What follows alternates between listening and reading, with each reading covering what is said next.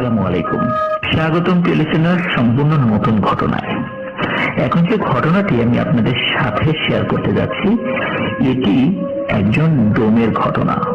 আপনারা অনেকেই মর্গের ঘটনা, লাশের ঘটনা, ডোমের ঘটনা শুনতে চান।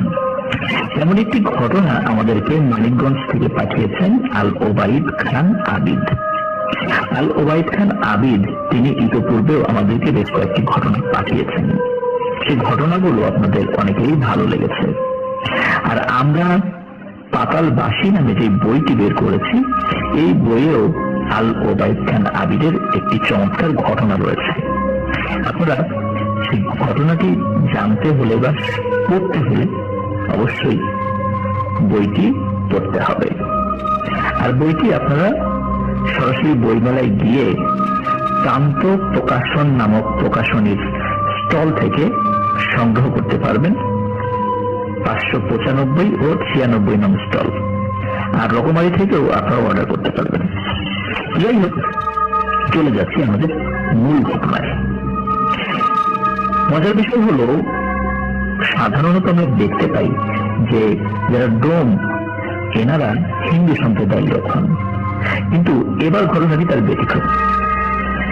এবারের ঘটনাটি যার সাথে ঘটেছে তিনি একজন মুসলিম। সাধারণত এই পেশায় মুসলিমরা কম পাওয়া যায়, একদম পাওয়া যায় না তা না, কম পাওয়া যায়। তো এমনই একজনের ঘটনা আমি আপনাদের সাথে শেয়ার করতে যাচ্ছি। ঘটনাটি আনুমানিক 60 কি 70 বছর আগে ঘটেছিল। আর যার সাথে ঘটেছিল তখন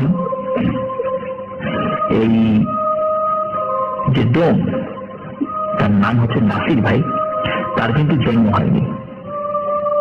তার দাদা পেশায় ছিলেন একজন ডোম। জেলা সদর হসপিটালে তিনি লাশ কাটার কাজ করতেন। আর এই ধরনের কাজ করার ফলে তিনি অনেক ভয়ানক ঘটনা নিজের চোখে দেখেছেন।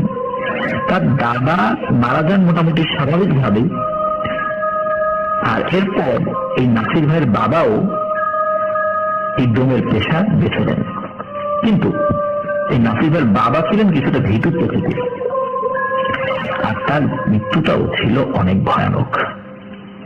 এক রাতে তার বাবা লাশ কেটে বাসায় ফিরতে অনেক দেরি করছিল। গভীর রাত হওয়ার পরেও তিনি বাসায় ছিলেন না দেখে বাসার মানুষ চিন্তায় পড়েছেন। বলে রাখা ভালো যে নাসির ভাইয়ের বাড়ি থেকে সেই হসপিটালের দূরত্ব প্রায় 1.5 ঘন্টার পথ। সে সময় তেমন গাড়িও পাওয়া যেত না, আর ফোন শুধু প্রশ্নই নেই। তাই বাসার মানুষ কোনো মতেই নাসির ভাইয়ের বাবার খোঁজ নিতে পারছিলেন না। একসময় তারা ভাবেন হয়তো কাজের চাপ বেশি, তাই তিনি বাসায় আসছেন না। এইসব ভাবতে ভাবতে বাসায় সবাই ঘুমিয়ে পড়েন। নাসির ভাইয়ের বয়স তখন 15-এর মতো হবে। তিনি তখন প্রায় সবকিছু বুঝতে শিখেছেন। বাবার জন্য চিন্তা করতে করতে তিনিও ঘুমিয়ে পড়েন। ওই যে আনুমানিক 60 কি 70 বছর আগের কথা যেটা বলেছি, সেটা কিন্তু ওই তার দাদার যে বিষয়টা ছিল আর কি শুরুর দিকে সেটা। আচ্ছা, তো যাই হোক, রাত আনুমানিক 4টার দিকে তাদের ঘুম ভাঙে কয়েকজন লোকের ডাকে। তার মা দরজা খুলে দেখেন যে কয়েকজন লোক উঠানে দাঁড়িয়ে আছে। তার মা ভয় পেয়ে যান, জিজ্ঞেস করেন কি হয়েছে, এত রাত্রে আপনারা এসেছেন? তখন বলেন যে আপনারা দ্রুত একটু রেডি হন, আমাদের সাথে যেতে হবে হসপিটালে। তখন তারা বলেন যে এত রাত্রে আপনারা এসেছেন, আপনাদেরকে চিনতে পারছি না, আপনারা কারা? তখন বলেন যে আমরা আসলে হসপিটালের স্টাফ, আপনার স্বামী আর জীবিত নেই, আপনার তাড়াতাড়ি হসপিটালে চলুন। তো বিশ্বাস করেই বাড়ির সদস্যরা তাদের সাথে রওনা দেন। নাসির ভাইয়ের মা তিনি তো কান্নায় ভেঙে পড়েন, কান্নাকাটি করতে করতেই সবাই রওনা দেন। এই লোকগুলো আসলে কোনো খারাপ লোক ছিল না, কোনো দিনভূত ছিল না, তারা হসপিটালের লোক ছিল। তারা চলে আসে হসপিটালে ওই লোকগুলোর সাথে। হসপিটালে পৌঁছে তারা যা দেখতে পান তা ছিল খুবই ভয়ানক এবং মর্মান্তিক। তারা দেখেন এই নাসির ভাইয়ের যিনি বাবা, তার লাশ গ্যাস কাটা ঘরের সামনে পড়ে আছে। তার ঘাট থেকে মাথাটা পেছনের দিকে উল্টো করে। বাম হাতের নখ, দুইটা নখ সম্পূর্ণ রকমের কাটা, পেটের মাঝখানে নখের আঁচড়, দেখে মনে হচ্ছে কেউ ধারালো ছুরি দিয়ে এক কোপে কেটে ফেলেছে নখ দুটি। নাসির চারদিকে বাছি সন্ধান করছে, রক্তগুলো কালচে হয়ে জমাট বেঁধে আছে। এসব দেখে নাসির ভাইয়ের মা, নাসির ভাই দুজনই জ্ঞান হারিয়েছেন। পরে তাদের মাথায় পানি ঢেলে স্বাভাবিক করা হয়। তারা একটু সুস্থ হয়ে লাশ বাসায় নিয়ে গোসল করিয়ে স্বাভাবিকভাবে নির্দিষ্ট সময়ে মানুষের উপস্থিতিতে দাফন করে দেন। কিন্তু কেউ তার এমন ভয়ানক মৃত্যুর রহস্য বের করতে পারে না। সবাই ধরে নেয় এটা হয়তো কোনো খারাপ জিনের কাজ, কারণ লাশ কাটা ঘরে এমন ভৌতিক ঘটনা অনেকের সাথেই ঘটে থাকে। ধীরে ধীরে সবাই এই বিষয়টাকে ভুলে যায়। এবার চলে আসি আমাদের মূল ঘটনায়। নাসির ভাইয়ের বয়স তখন আনুমানিক 26 বছর। তিনি তার বাবার সাথে ঘটে যাওয়া ঘটনা ভুলতে পারেননি। তিনি ঠিক করেন তিনিও একই হাসপাতালে ডোম হিসেবে কাজ করবেন, কারণ তার বাবার স্মৃতি প্রতিনিয়ত তাকে কুড়ে কুড়ে খেত। তার বাবার সাথে এমন ভয়ানক ঘটনা ঘটার পরও তিনি এই কাজে আগ্রহী হন, যেহেতু তার দাদা এই কাজ করতে করতেই মারা গিয়েছেন, তার বাবাও এই কাজ করতে করতেই অস্বাভাবিকভাবে মারা গিয়েছেন। তিনি এই কাজ করবেন, তিনি এই কাজ থেকে বিমুখ হবেন। তিনি এই হসপিটাল লোকদের সাথে যোগাযোগ করেন। আর ওই সময়টাতে আপনারা জানেন যে তখন কিন্তু এই টাইপের কাজ পাওয়াটা কঠিন কিছু ছিল না। শুধু তখন না, এখনো যদি আমরা চিন্তা করি, ডোমের কাজ কিন্তু অনেকেই করতে চায় না। কোন সরকারি সার্কুলার দিয়ে কিন্তু ডোম হিসাবে কাউকে নিয়োগ দেওয়া অনেক কঠিন একটি ব্যাপার, কারণ এই কাজগুলো বিশেষ কিছু মানুষ করে থাকে। এই জন্য লেখাপড়া জানা খুব শিক্ষিত মানুষ এই কাজগুলো করতে অনেক ভয় পায়। এই হোক, তিনি যখন হসপিটালে যান সেখানকার অনেকেই তাকে চেনে। তিনি বলেন, তুমি সেই মতি ডোমের ছেলে না? তার বাবার নাম ছিল মতি। নাসির ভাই মানে নাসির সাথে তার পরিচয় দেন। পরিচয় পাওয়া মাত্র সবাই তাকে সহকারী ডোম হিসেবে সিলেক্ট করেন। বেশ ভালোই কাজ শিখেছিলেন নাসির ভাই। কয়েকদিনের মধ্যেই তিনি এত ভালো কাজ শিখে যান যে লাশ কাটায় তার জুড়ি মেলা ভার। অনেকেই আমরা জানি যে যারা লাশ কাটে তারা কিছুটা মদ্যপান করে থাকেন, কিছুটা নেশাগ্রস্ত হয়ে থাকেন ওই সময়টাতে। কিন্তু এই নাসির ভাই লাশ কাটার জন্য কখনো কোন ধরনের নেশাজাতীয় দ্রব্য ছুঁয়েও দেখতেন না। সম্পূর্ণ ঠান্ডা মাথায় উনি কাজ করতে পারতেন। এই কারণে কিছুদিনের মধ্যে তিনি সহকারী ডোম থেকে প্রধান ডোম হয়ে যান। দিন রাত যে কোনো সময় লাশ আসলেই তিনি একাই নিমিষেই লাশগুলো খুবই সুচারুরূপে কাটতে পারতেন এবং সেগুলো খুবই সুন্দর করে সেলাই করে দিতে পারতেন। এবং ঘন সেলাই দিতেন, যেগুলো আসলে মানে বোঝাই মুশকিল যে এখানে সেলাই করা হয়েছে, এত সূক্ষ্ম কাজ ছিল তার। নাসির ভাই বলেন, তিনি অনেক ধরনের লাশ দেখেছেন, পচা, গলা, বিষ খাওয়ানো, ফাঁস নেওয়া, কিন্তু তার কখনো বিন্দু মাত্র ভয় হয়নি। তিনি লাশ পেলেই ওনার যে বিদ্যা আছে সেই বিদ্যা অনুযায়ী আপন মনে লাশ কাটতে শুরু করতেন। একদিন তিনি একটি পুড়ে যাওয়া লাশ আর একটা অ্যাক্সিডেন্ট হওয়া লাশ কেটে বাসায় ফিরছিলেন। তখন আনুমানিক 10টা। গ্রামের পথ, আর 10টা মানে গভীর রাত। নাসির সাহেব মানে নাসির ভাই রাস্তায় একা একা হাঁটছেন আর আজকে সেই পুড়ে যাওয়া লাশের কথা ভাবছেন। কি বিভৎস ভাবে পুড়ে গিয়েছিল। পুড়ে যাওয়া লাশগুলো দেখতে কতই না ভয়ঙ্কর হয়। একটি মানুষ জীবন্ত অবস্থায় দগ্ধ হওয়ার সময় কত কষ্ট, কত আর্তনাদ করতে করতে মারা গিয়েছে। এসব কথা ভাবতে ভাবতে কেন যেন আজকে তার শরীর খুব খারাপ লাগছিল। একটা সময় তিনি বমি করে ফেলেন। তিনি ভাবেন হয়তোবা একটা না অনেক কাজ করেছেন, কারণ সেদিন দিনের বেলা এবং রাতের বেলা অনেকগুলো লাশ তাকে কাটতে হয়েছে। আর যেহেতু অনেক স্ট্রেস দিয়েছে তার শরীরের উপরে, এই কারণে তার হয়তো খারাপ লাগছে। তিনি তাড়াতাড়ি বাসার দিকেই হেঁটে যেতে থাকেন এবং এই হেঁটে যাওয়ার পথে কয়েকবার বমি হয় তার। বাসা থেকে যখন দূরত্ব আনুমানিক 30 মিনিটের পথ, তখন তিনি অন্ধকারে স্পষ্ট একটি অবয়ব দেখতে পান, যেটা সাদা কাপড়ে মোড়ানো, ঠিক তার সামনেই পড়ে আছে। তিনি প্রথমে কিছুই বুঝতে পারেন না, ভাবেন হয়তো মনের ভুল। চোখ কস্তাতে কস্তাতে তিনি আবার সামনের দিকে তাকান। চাঁদের আলোয় তিনি যা দেখতে পান তার জন্য তিনি মোটেও প্রস্তুত ছিলেন না। তিনি দেখেন সাদা সাদা কয়েকটা সাপ ঠিক সেই অবয়বটার পাশে বসে সেই অবয়বটাকে এক নাগারে ছোবল দিয়ে যাচ্ছে। আর সেই অবয়বটার সাদা কাপড় ধীরে ধীরে কালো হয়ে যাচ্ছে।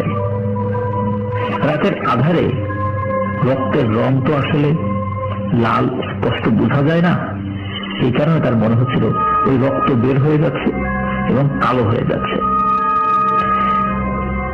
নাসির ভাই এটা দেখার পর ভয়ে রাস্তার এক পাশ থেকে দৌড় দেন। এক দৌড়ে তিনি বাসায় চলে আসেন। এসে হাত মুখ ধুয়ে তিনি শুয়ে পড়েন। এই বিষয়ে আর কাউকে কিছু বলেন না। পরের দিন তার ঘুম ভাঙে সকাল 10টার দিকে। খবর আসে একটা লাশ এসেছে, তাকে এখনই যেতে হবে। নাসির ভাই তাড়াতাড়ি খাবার খেয়ে বেরিয়ে পড়েন হাসপাতালের উদ্দেশ্যে। তিনি হাসপাতালে গিয়ে দেখেন একটা লাশ কাপড়ে পেঁচানো। সামনে গিয়ে মাথা থেকে কাপড় তুলতে তিনি দেখেন একটা লোক, যার মাথায় আর গালে অসংখ্য ছুরির কোপ, চোখ দুটি যেন বেরিয়ে আসতে চাইছে, জিহ্বাটা অর্ধেক বের হয়ে আছে। এসব দেখেও নাসির ভাই আসলে ভয় পায় না, কারণ এই ধরনের লাশগুলো হর হামেশাই সে কেটেছে। তো সেই লাশটি তিনি কাটেন। লাশ কাটার পর হাত মুখ ধুয়ে তিনি বিশ্রাম নিচ্ছিলেন। হঠাৎ করে তিনি শুনতে পান কেউ তাকে ডাকছে, নাসির, নাসির, এই নাসির, নাসির। এইভাবে তিনি স্পষ্টভাবে 4টি ডাক শুনতে পান, একটা না দুটা না 4টি ডাক। তাই তিনি উঠে বাইরে যান দেখার জন্য যে কে তাকে ডাকছে। বাইরে বের হয়ে তিনি কাউকেই দেখতে পান না। তাই তিনি আবার ফেরত আসেন। কিছুক্ষণ পর একইভাবে আবার তিনি 4টি ডাক শুনতে পান, নাসির, এই নাসির, নাসির, নাসির। এইভাবে 4টি ডাক। তিনি আবারও বাইরে যান, কিন্তু কিছুই খুঁজে পান না। এভাবে ক্রমাগত তার সাথে কয়েকবার একই ধরনের ঘটনা ঘটতে থাকে। তিনি বিষয়টা কিন্তু বুঝতে পারেন, কারণ লাশ কাটা ঘরে হর হামেশাই কিছু না কিছু ঘটনা টুকটাক ঘটেই থাকে। তিনি দুপুরবেলা বাড়িতে গিয়ে খাওয়া দাওয়া করে ঘুমিয়ে পড়েন।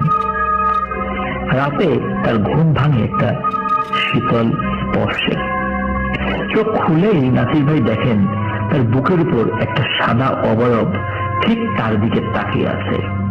অবয়বটার মুখ থেকে লাল রক্ত ঝরছিল।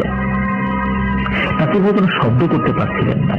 তিনি বারবার চেষ্টা করছিলেন কাউকে ডাকার, কিন্তু অবয়বটা তার মুখ চেপে ধরে রেখেছিল। তিনি মনে মনে সূরা পড়তে শুরু করেন। সাথে সাথে সেই অবয়বটা হাওয়ায় মিলিয়ে যায়। তিনি ভয় পেয়ে যান আর বেশ চিন্তায় পড়ে যান। তিনি ভেবে পাচ্ছিলেন না কেন এসব হচ্ছে, কারণ লাশ তো তিনি আগে অনেক কেটেছেন। কই, আগে তো এরকমটা হয়নি, একদম স্বাভাবিক ছিল সবকিছু। বিছানা থেকে উঠে তিনি পানি খেয়ে আবার শুয়ে পড়েন। কিছুক্ষণের মধ্যে তার ঘুম চলে আসে। হঠাৎ ড্রাম একটা আওয়াজে তার ঘুম আবারও ভেঙে যায়। তিনি দেখতে পান বট গাছের মতো একটা অবয়ব, মাথায় অনেক চুল, চুলগুলো ছিল পেঁচানো আর অনেক লম্বা। এটা দেখে তিনি জ্ঞান হারিয়ে ফেলেন। সকালে তিনি উঠে ভাবছিলেন গত রাতের কথা। কিছুদিন তিনি বুঝতে পারছিলেন না। তিনি ঠিক করেন যে যেহেতু বুঝতে পারছি না যে কেন ঘটনাগুলো ঘটছে, তিনি একটা ভালো হুজুর দেখাবেন। তাই তিনি বিকেলে বাসায় ফিরে, হসপিটালে গিয়েছিলেন, মর্গ থেকে বাসায় ফিরে তিনি হুজুরের কাছে যান। হুজুর তাকে পানি পড়াবেন এবং নিয়মিত নামাজ পড়তে বলেন। এরপর নাসির ভাই বেশ কিছুদিন ভালো ছিলেন, তবে ঘটনাটি আবারও ঘটে বেশ কিছুদিন পরে। একটা বাস অ্যাক্সিডেন্টে 3 জন লোক মারা গিয়েছিল, তাই তাকেই সব লাশ কাটতে হবে, কারণ অন্য ডোমগুলো ছিল না, কোনো কারণে তারা ছুটিতে গিয়েছিল। তিনি বাসা থেকে খেয়ে সন্ধ্যাবেলা বের হন, এক এক করে সবগুলো লাশ তিনি কেটে ফেলেন। বাকি ছিল শুধু একটি লাশ। তিনি কিছুক্ষণ বিশ্রাম নিয়ে আবার লাশ কাটতে যান। হঠাৎ পেছন থেকে কিছু একটা পড়ার আওয়াজ পান। পিছনে তাকাতেই তিনি দেখতে পান অনেকগুলো অবয়ব একই সাথে মেঝেতে শুয়ে আছে।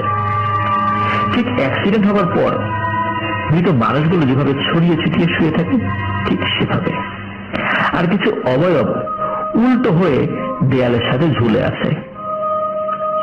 এটা দেখে তিনি যেই না দৌড় দিতে যাবেন তখনই ধরাম করে দরজাটি বন্ধ হয়ে যায়। কিছুতে তিনি দরজা খুলতে পারছিলেন না। আর তিনি যেখানে লাশ কাটছিলেন সেই জায়গাটা আসলে একটু ভেতরের দিকে, বাইরের দিকে আর একটা দরজা রয়েছে, সেটা বন্ধ থাকে, কিন্তু উনি যে রুমটাতে থাকেন, মানে যে রুমটাতে লাশ কাটেন, সেটা খোলা রাখেন, কারণ ওনার সহযোগীরা মাঝে মাঝেই তারা মূল দরজাটি খুলে ভেতরে ওই রুমটাতে ঢোকে। ওখানে কিন্তু স্বাভাবিক মানুষের, মানে যারা ওই হসপিটালের বাইরে স্বাভাবিকভাবে হসপিটালে আসেন, তাদের কিন্তু এখানে ঢোকার কোনো এখতিয়ার নেই। যাই হোক, তিনি কিছুতেই ওই দরজাটি খুলতে পারছিলেন না। সামনের দিকে তাকাতেই তিনি দেখেন সবগুলো লাশ একসাথে উঠে বসেছে।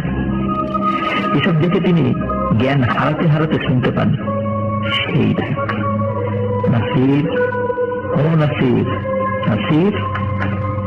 এভাবে তিনি ডাক শুনেছিলেন, কিন্তু উনি অজ্ঞান হতে হতে শুনেছিলেন। তার জ্ঞান ফিরে ওই হসপিটালেরই একজন স্টাফের ডাকে। ওই সময় নাসির ভাই উঠে দাঁড়াতে পারছিলেন না। সেই স্টাফ তাকে ধরে বাইরে নিয়ে গিয়ে বসায়। একটু স্বাভাবিক হওয়ার পর তার মনে পড়ে বাকি একটা লাশের কথা। তিনি তাড়াতাড়ি সেই একটা লাশ কাটার জন্য লাশ কাটা ঘরে ঢোকেন। তিনি দেখতে পান সেই বাকি লাশটাও কাটা হয়ে গেছে। তিনি খুবই অবাক হন, সবাইকে জিজ্ঞেস করতে থাকেন যে কি ব্যাপার, অন্য কেউ কি লাশটি কেটেছে? সবাই বলে, না তো, অন্য কেউ তো আসেনি, আপনি তো লাশ কেটেছেন এই 3টা। নাসির ভাই কিছুটাতেই মেলাতে পারছিলেন না কি ঘটল ঘটনাটি। আমি তো এই লাশটি কাটা শুরু করেছিলাম, কেবল লাশ কাটলাম কখন, এটা কেন যে তার সাথে সব ঘটনা ঘটছে তিনি কিছুই বুঝতে পারছিলেন না। বাসায় গিয়ে তিনি একটানা 1 সপ্তাহ অসুস্থ থাকেন। সুস্থ হয়ে তিনি আবারও তার কাজে ফিরে যান। একদিন রাতে আসার সময় তিনি দেখেন অনেকগুলো বাচ্চা রাস্তার একপাশে খেলছে। এটা দেখে নাসির ভাই বেশ অদ্ভুত লাগে যে এত রাতের বেলা এরা কারা। চোখের পলকে পরক্ষণে তিনি দেখেন সব বাচ্চাগুলো তার চারপাশে গোল হয়ে ঘুরছে আর বিড়বিড় করে কি যেন বলছে, কিন্তু নাসির ভাই তাদের ভাষা কিছুতেই বুঝতে পারছিলেন না। এবার তিনি চোখ বন্ধ করে লাগান এক দৌড়ে তিনি কাছাকাছি থাকা একটি মসজিদের ভেতরে পৌঁছে যান। মসজিদের দরজাটা আসলে খোলা ছিল, উপরে শেকড় আটকানো ছিল না। আর মফস্বল এরিয়ার বা গ্রাম এরিয়ার মসজিদ তো স্বাভাবিকভাবেই ওই সময় তালা দেওয়া থাকতো না, এখন যেভাবে সবসময় তালা দেওয়া থাকে। তো তিনি মসজিদের ভিতরে পৌঁছে যান। চারদিকে তখন স্তব্ধ, কোথাও কোনো শব্দ নেই। নাসির ভাই ঠিক করেন এখান থেকে আজ আর বের হবেন না। তিনি মসজিদের ভেতরেই শুয়ে পড়েন। রাতে তার ঘুম ভাঙে গুনগুন শব্দে। চোখ খুলে দেখেন যে অনেকগুলো অবয়ব মসজিদের ভেতরে ঢুকে সালাত আদায় করছে। তিনি চুপ করে দেখছিলেন। একটা সালাত শেষ হলো, সেখান থেকে একজন তার দিকে এগিয়ে আসেন আর বলেন, নাসির, তুমি খুবই ভালো একজন মানুষ। বিগত কয়েকদিন ধরে তোমার সাথে যা যা ঘটছে আমরা সবই জানি। এই বলে ওই নাসির ভাইয়ের সাথে যা যা ঘটে সবকিছু ওই লোকটি বলে থাকেন। তো নাসির ভাই বুঝতে পারছেন যে এই লোক এত কিছু জানলো কিভাবে, তাকে তুমি চিনি না, আর এমন কিছু কথা বলছে যা অন্য কারো জানার কথাও নয়। পরে সেই লোকটি বলেন এসব ঘটনার সূত্রপাত ঘটে নাসির ভাইয়ের দাদার সময় থেকেই নাকি। নাসির ভাইয়ের দাদা বেশ কিছু জিনকে বশীভূত করে রেখেছিলেন, তার মধ্যে কয়েকটা খারাপ জিনও ছিল।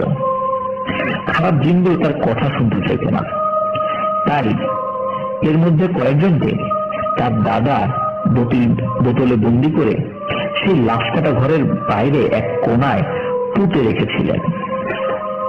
কিন্তু লাশ কাটা ঘরটি পরবর্তীতে ভেঙে বড় করার সময় সেই জিনগুলো ছাড়া পেয়ে যায়। কারণ হচ্ছে ওই ঘরগুলো যখন বড় করার জন্য বিভিন্ন জায়গায় খনন করা হচ্ছিল, ওই কোদালের বা কুড়োলের কোনো কোপে ওই বোতলগুলো ভেঙে ফেলে, যার কারণে তারা মুক্ত হয়ে যায়। কিন্তু ওই সময় নাসির ভাইয়ের দাদা কিন্তু আর জীবিত ছিলেন না, ওই সময়ে কাজ করতো নাসির ভাইয়ের বাবা।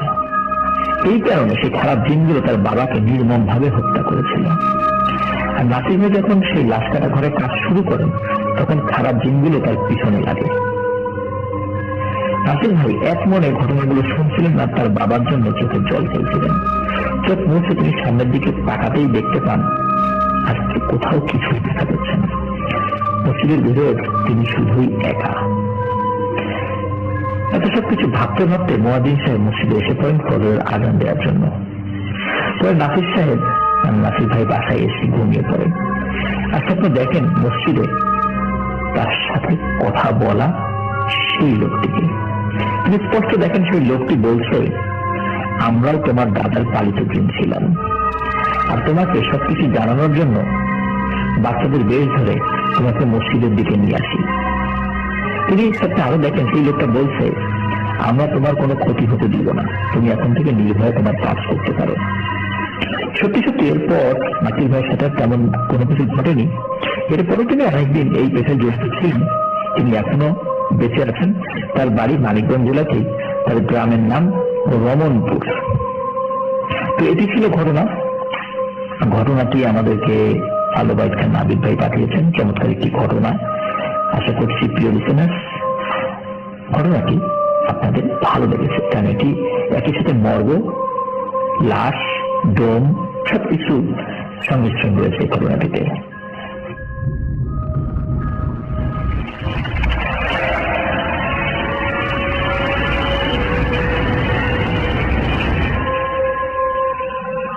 প্রিয় লিসেনার্স, এখন যে ঘটনাটি আমি শেয়ার করব, ঘটনাটি কানাডা থেকে আমাদেরকে পাঠিয়েছেন রাখি আক্তার। রাখি আক্তার কিন্তু কানাডার বেশ কয়েকটি ঘটনা ইতিমধ্যে আমাদেরকে দিয়েছেন, এমনকি বাংলাদেশেরও কয়েকটি ঘটনা তিনি আমাদেরকে দিয়েছিলেন। তো অসাধারণ তার ঘটনাগুলো। আর ওনাকে আমি বলেছিলাম যে কানাডার কিছু ঘটনা তিনি যেন আরো দেন। তো তাদের সাথে ঘটে যাওয়া, মানে তারা যে একা এটি ফেস করেছেন তা না, তাদের সঙ্গী সাথে আরো অনেকে ফেস করেছিলেন। এমন একটি ঘটনা তিনি খুব চমৎকার ভাবে লিখে পাঠিয়েছেন। আমার মনে হয় এই ঘটনাটি আমি যদি তার ভাষায় বলি সেটা আপনাদের জন্য বুঝতে অনেক সুবিধা হবে। তো রাখি আক্তার আপু উনি কানাডার সাসক্যাচুয়ান প্রভিন্সের সাসক্যাচুয়ান সিটিতে থাকেন।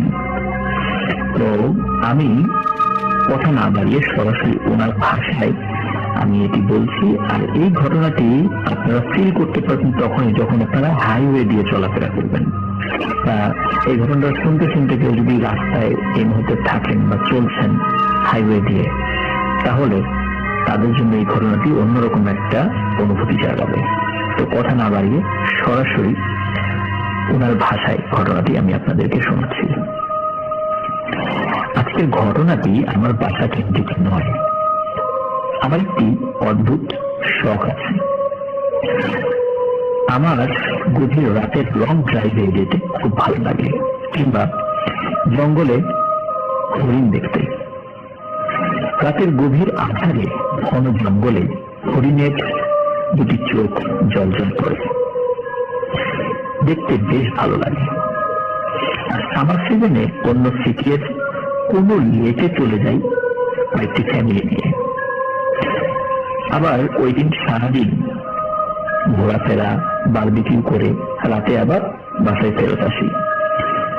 যেতে 4 ঘন্টা, আসতে 4 ঘন্টা লাগে। যাওয়ার সময় তো ঠিক আছে, দিনের আলো থাকে, বাট ফেরত আসার সময় গভীর রাত হয়ে যায়। আমার বেশ ভালোই লাগে। দিনের বেলায় যতটা না সুন্দর থাকে এই হাইওয়েটি, কিন্তু রাতের বেলা অন্যরকম। এই হাইওয়ের রাস্তা এবং দুই পাশে ঘন জঙ্গল কিংবা ফসলের মাঠ, এগুলো দিনের বেলা দারুণ লাগে, কিন্তু রাতের বেলা যতটা না ভালো লাগে ততটাই ভয়ঙ্কর মনে হয়, আর বিপজ্জনকও হয়ে ওঠে সেই রাস্তা। হাইওয়ে রাস্তাতে সাইন থাকে যে বন্য প্রাণী আছে জঙ্গলে, রাস্তাতে যে কোনো সময় চলে আসতে পারে। একটি নির্দিষ্ট মাইলেজ দেওয়া থাকে, যেমন ধরুন গাড়ি 90 কিলোমিটারে চালাতে হবে। হাইওয়ে রোডের দুপাশে ঘন জঙ্গল, ক্রিসমাস ট্রি, ম্যাপল ট্রি, আর নাম না জানা অনেক গাছ। বাট এই জঙ্গলে কোনো মানুষের যাওয়া একেবারে নিষিদ্ধ। এখানে একবার ঢুকে পথ চিনে মেইন রোড পর্যন্ত আসা খুবই কষ্টসাধ্য বিষয়। আর এই জঙ্গলে হরিণ, পান্ডা, ব্ল্যাক বিয়ার, হোয়াইট বিয়ার, খরগোশ, সজারু আরো অনেক বন্য প্রাণী আছে। যাই হোক, চলে যাই মূল ঘটনাতে। আর আমরা যে লেকটাতে যাই সেই লেকের ছদ্ম নাম দিলাম ক্রিস্টোফার লেক। প্রতি সামারের মতো এই বছরের সামার সিজনও আমরা 4টি ফ্যামিলি যারা আমাদের ফ্রেন্ডস তাদের নিয়ে যাই ক্রিস্টোফার লেকে। সারাদিন ঘোরাফেরা, বারবিকিউ, লেকে গোসল করা, খাওয়া দাওয়া আরো অনেক মজা করে যখন সূর্য মামা ক্লান্ত হয়, লাল আভা ছড়িয়ে ধরে পড়ে পশ্চিম আকাশে আর নেমে আসে সন্ধ্যা, তখন আমরা সব কিছু ত্যাগ করে আবার রওনা দিই বাড়ি ফেরার উদ্দেশ্যে। 4টি গাড়ি পরপর এক লাইনে একসাথে চলতে শুরু করে। এর মধ্যে নেমে আসে সেই রাতের ঘন কালো আধার। অন্ধকার ভেদ করে হাইওয়ে রাস্তা দিয়ে ছুটে চলেছে 4টি গাড়ি। রাস্তায় কোনো রোড লাইটস নেই, রাস্তার দুই পাশে ঘন কালো অন্ধকার জঙ্গল। আমাদের সামনে আমাদেরই আর এক সঙ্গী পরিবার, সাকিব ভাইয়ের গাড়ি। আমার গাড়িতে আমার স্বামী এবং সন্তানরা ছিল। সাকিব ভাই হঠাৎ ফোন দিয়ে বলে আমার স্বামীকে, ভাই আমি একটি হরিণ চাপা দিয়েছি। হঠাৎ সামনে চলে এসে আমার গাড়ি। তখন আমরা বলি, ওই না তো, আমরা তো কিছু দেখলাম না। তারপর পেছনে থাকা অন্য 2 ভাইকে কল দিলাম, তারাও একই কথা বলে যে তারাও কিছু দেখেনি। তারপর সবাই ফোনে কথা বলে গাড়িগুলো সাইড করে গাড়ি থামিয়ে চেক করি। অদ্ভুত ব্যাপার হলো গাড়িতে কোনো চিহ্ন নেই, কোনো ব্লাডও নেই, কিচ্ছু না। আমরা বললাম, ভাই এটা আপনার মনের ভুল। কিন্তু সাকিব ভাই বলে সে এবং তার ওয়াইফ দুজনই দেখে যে একটি হরিণ তাদের গাড়ির নিচে চাপা পড়েছে এবং গাড়িতে রক্ত ছিটে আছে সামনের গ্লাসে, কিন্তু আমরা কিন্তু কিচ্ছু দেখি না। আমি চেক করলাম লাইট জ্বালিয়ে, কিন্তু গ্লাসে কিন্তু কোনো রক্তই ছিল না। কিন্তু তারা নাকি রক্ত ছিটকে এসে সেই গ্লাসে পড়েছে, এটা তারা দেখেছেন। যাই হোক, আমরা সবাই আবার ছবি শুরু করি। এবার আবার সাকিব ভাইয়ের ফোন আসে। এবার আমি রিসিভ করি। খুব ভয় আর উত্তেজনা নিয়ে বলে, সামনে কি কিছু দেখতে পাচ্ছেন আপনারা? আমি বললাম, না তো। তখন সাকিব ভাই বলে যে সবাই গ্রুপ কলে আসেন। তারপর আমরা সবাই 4টি গাড়িতে যারা ছিলাম সবাই গ্রুপ কলে আসি। তারপর সবাইকে বললেন, কেউ কি কিছু দেখতে পাচ্ছে? সবাই বলে না তো, কি দেখার কথা বলছেন ভাই? সাকিব ভাই কিছুই বলে না। সাকিব ভাই আমাদের সামনে আসতে বলে, যেন কোন একটি গাড়ি ওনার গাড়ির সামনে চলে আসে, কারণ ওনার গাড়ি সবার সামনে ছিল। আমরা বুঝতে পারি ওনারা কোনো কারণে ভয় পাচ্ছে, তাই আমরা সামনে যাই আর দেখি একটি খুবই ভয়ানক দৃশ্য।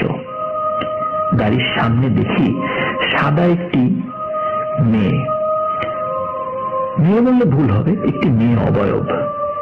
মেয়েদের একটি লম্বা আলখেল্লা টাইপের কিছু একটা পরা, চুল দিয়ে মুখমণ্ডল ঢাকা, সামনের দিকে ফেরা না পেছনের দিকে ফেরা বোঝা যাচ্ছে না লম্বা চুলের কারণে। মেয়ে অবয়ব ভেসে ভেসে হাওয়াতে চলছে, যেমনটা আমরা অনেক সময় ইংলিশ হরর মুভিতে দেখি তেমন আর কি। প্রথমে আমরা ভয় পাই না, বরং ভালো করে দেখার চেষ্টা করি জিনিসটা কি। পরে যখন বুঝতে পারি এটা নর্মাল কিছু না, তখন বেশ ভয় পাই। এবং ওই অশরীরীটা প্রথম গাড়িটার সামনে ভেসে ভেসে চলছে।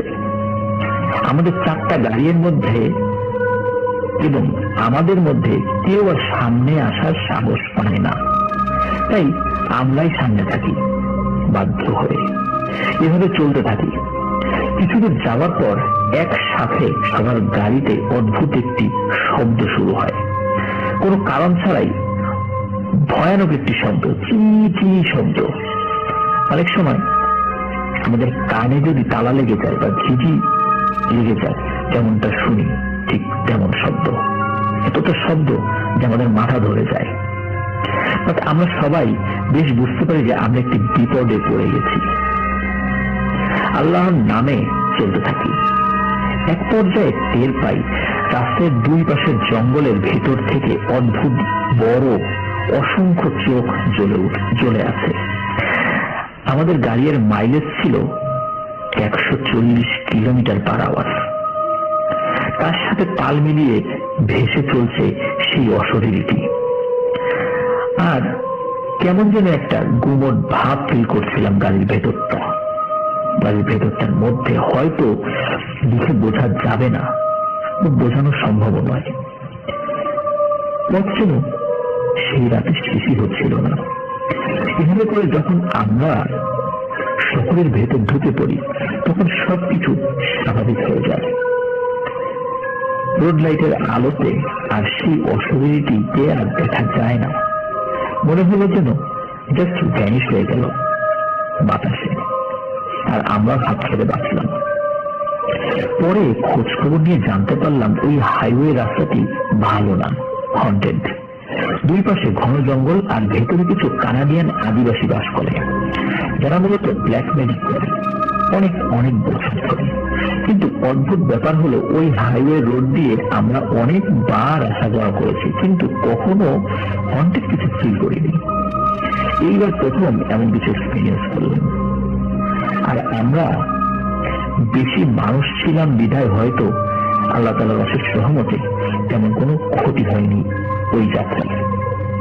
আর আমি এখানে এসে শুনেছি কানাডিয়ান আদিবাসীরা যুগ যুগ ধরে ব্ল্যাক ম্যাজিক করে আসছে, এখনো করে। কেন করে, কি জন্য করে জানি না। তাই এই ছিল আমার এবারের ঘটে যাওয়া ঘটনাটি রিসেন্টলি 2022 সালে ঘটে যাওয়া। জানি তেমন ভয়ের না, তবে আমরা বেশ ভয় পেয়েছিলাম। এটি ছিল ঘটনা। ধন্যবাদ রাখি আক্তার আপু। আসলে তেমন ভয়ের না এটি বলা যাবে না, কারণ আমার কাছে খুবই ভয় লেগেছে। আর এই ধরনের ভয়ের ঘটনা যারা ফিল করে, যারা এক্সপিরিয়েন্স হয়েছেন, তাদের কাছেই আসলে এটা রিয়েল ফিলিংটা পাওয়া যাবে যে সেটা কতটা ভয়ঙ্কর ছিল। আর ওই ধরনের ঘন ভয়ঙ্কর জঙ্গলের মধ্যে গাড়ি চালালে এমনিতেই অনেক ভয়ানক পিশাচ টাইপের জিনগুলো মানুষের দৃষ্টি বিভ্রম করে দেয়, এবং এটা হতেই পারে। এবং অনেক ক্ষেত্রে এটা হয়, মরুভূমির মধ্যে হয়, ঘন জঙ্গলের ক্ষেত্রে এটা হয়, আবার নির্জন হাইওয়েতে চললেও এটা হতে পারে। তো অসম্ভব সুন্দর একটি ঘটনা ছিল। কি বলবো, আশা করছি আমাদের লিসেনারদেরও ঘটনাটি অনেক ভালো লেগেছে। তো আপনার কাছ থেকে আরো ঘটনা পাওয়ার প্রত্যাশায় থাকলাম।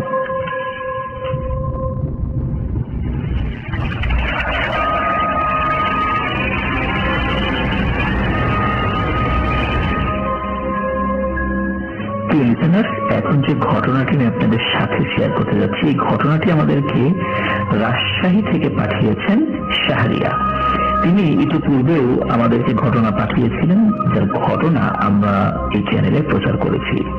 আর এখন যে ঘটনাটি আমি শেয়ার করতে যাচ্ছি, এই ঘটনাটি মূলত ওনার বাসার যে পাশের বাসা, এই পাশের বাসার প্রতিবেশী এক আপু, তার নাম হচ্ছে রিফা, তার সাথে ঘটেছিল।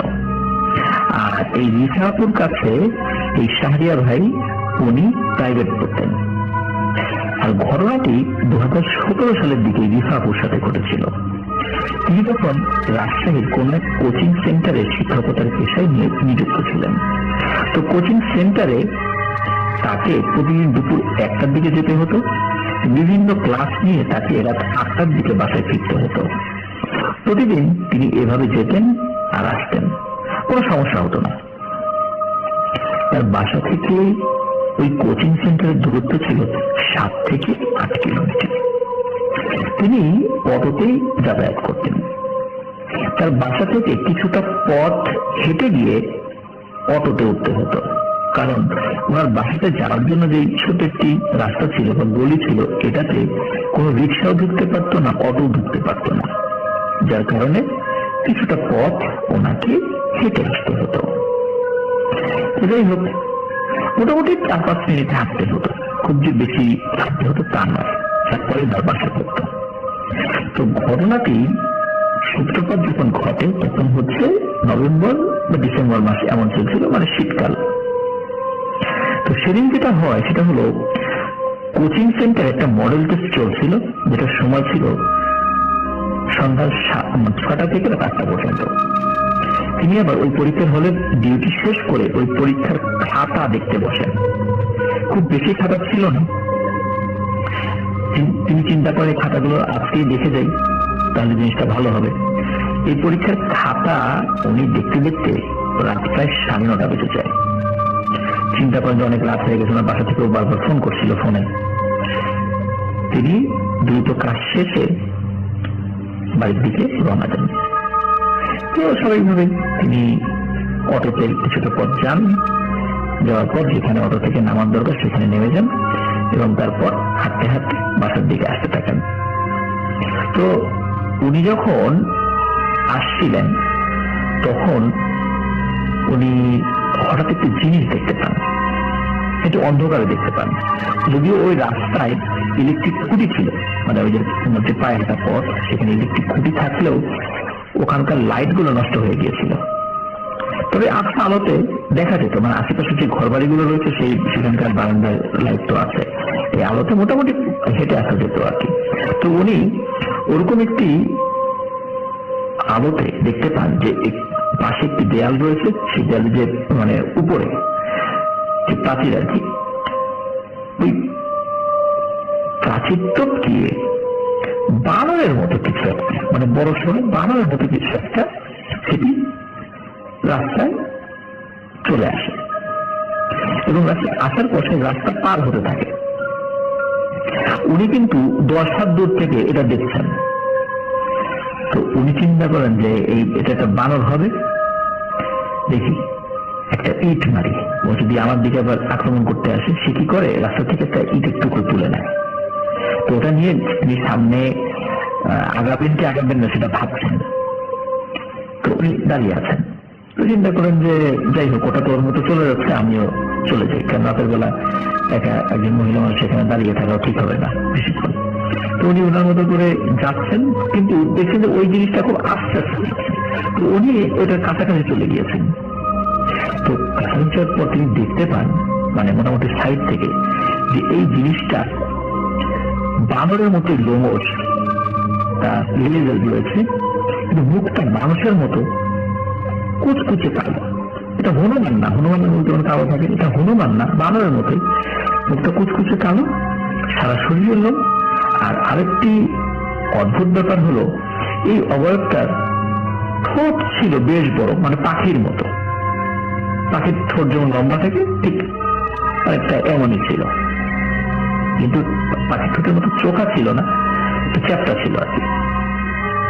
তিনি যখন এই বিষয়টি দেখেন তখন চিন্তা করে এটা ভয়ানক কোনো প্রাণী হবে রে, আমাকে তো আক্রমণ করে বসতে পারে, একে একটু ভয় দেখাই। এই কারণে তার হাতে যে ইটের টুকরো ছিল সেটা ওই প্রাণীটির গায়ে ছুঁড়ে মারেন, আর সেটি গিয়ে ওই জিনিসটার হাতে গিয়ে লাগে।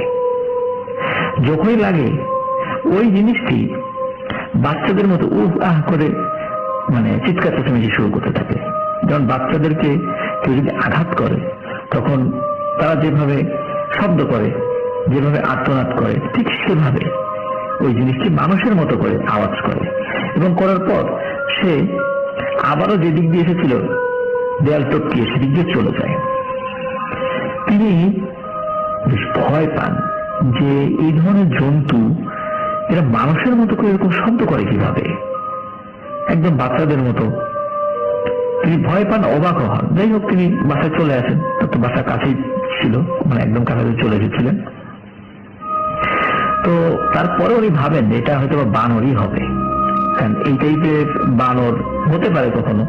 তারপর আবার ভাবেন যে এই এলাকায় তো আসলে বানর আসার কথা নয়, আসতেও পারে কোনো কারণে।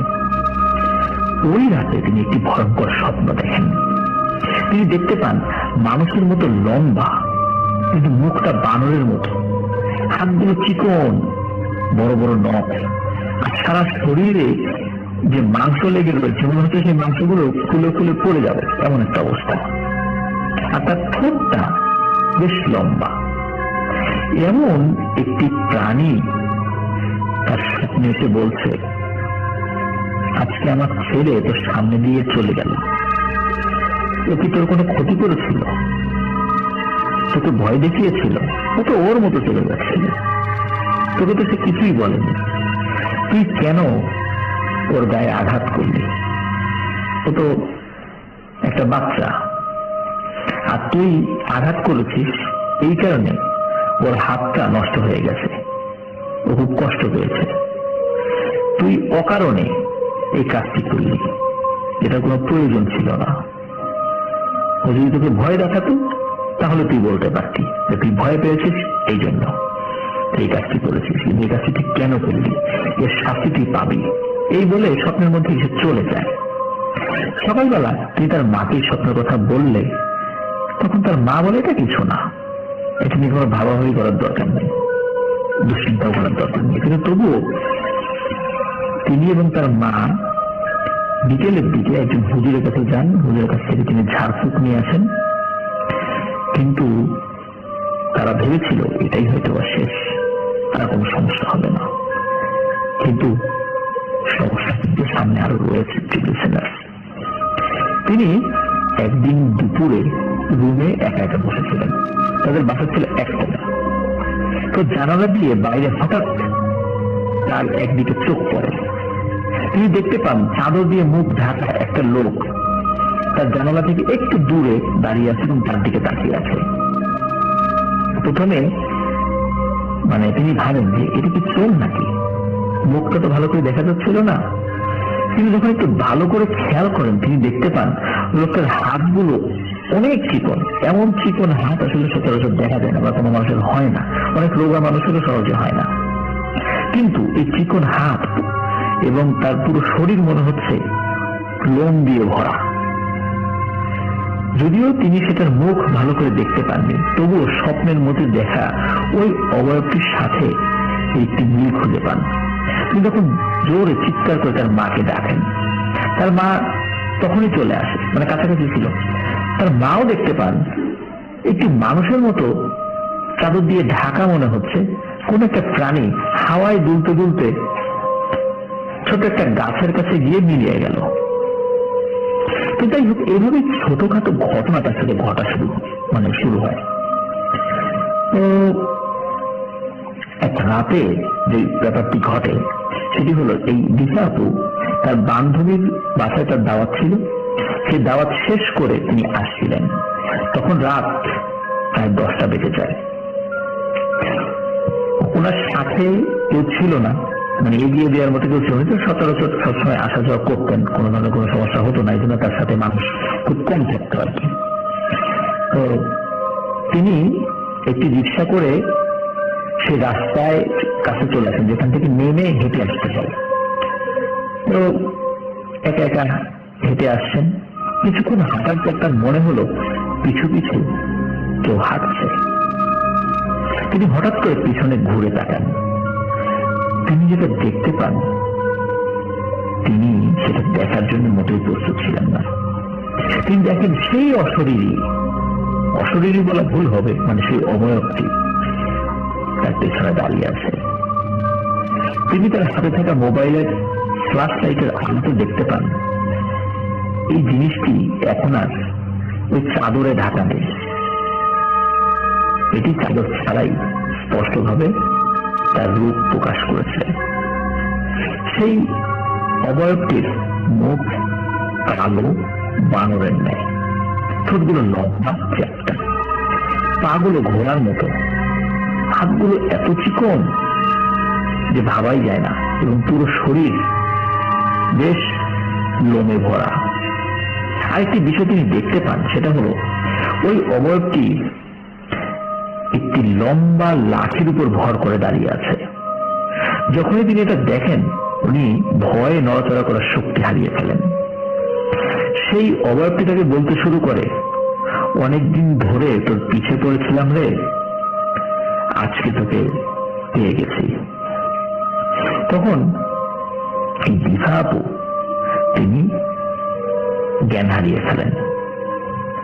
তবে জ্ঞান হারার আগে তিনি যতটুকু দেখেছিলেন এবং তার যতটুকু মনে আছে সেটুকু তিনি বলতে পারেন। তিনি জ্ঞান হারাতে হারাতে উনি দেখতে থাকেন ওই অবয়বটি তার হাতে থাকা লাঠি নিয়ে তার দিকে এগিয়ে আসছে এবং তাকে মারার জন্য প্রস্তুত হচ্ছে। ওনার দেরি হচ্ছিল দেখে ওনার বাসার লোকজন বাইরে বের হয়ে আসে যে এগিয়ে দেখি কি অবস্থা, কারণ ওর ফোনে ওনাকে পাওয়া যাচ্ছিল না। এই জন্য তাদের চিন্তার উদ্রেক হয়। ওদিকে তার বান্ধবীর বাড়িতে ফোন দেয়, তার বান্ধবী বলে সে তো অনেকক্ষণ আগে চলে গেছে, তাহলে এতক্ষণ আসছে না কেন। এই জন্য তার বাড়ির লোকজন এগিয়ে আসে। এগিয়ে এসেই তার বাড়ির কাছাকাছি তার মেয়েকে তারা উদ্ধার করে, যে সে পড়ে আছে এখান থেকে উদ্ধার করে সচেতন অবস্থায়। কিন্তু সকালে তার যখন জ্ঞান ফিরে আসে, তখন হাতের ব্যথায় চিৎকার চেঁচামেচি করতে থাকে। তখন কিন্তু তার আত্মীয় স্বজনকে বুঝতে পারেনি যে আসলে তার কি হয়েছিল। তো হসপিটালে নিয়ে যাওয়া হলে ডাক্তার বলেন তার ডান হাতের কবজির উপরের অংশ খুব খারাপ ভাবে ভেঙে গেছে।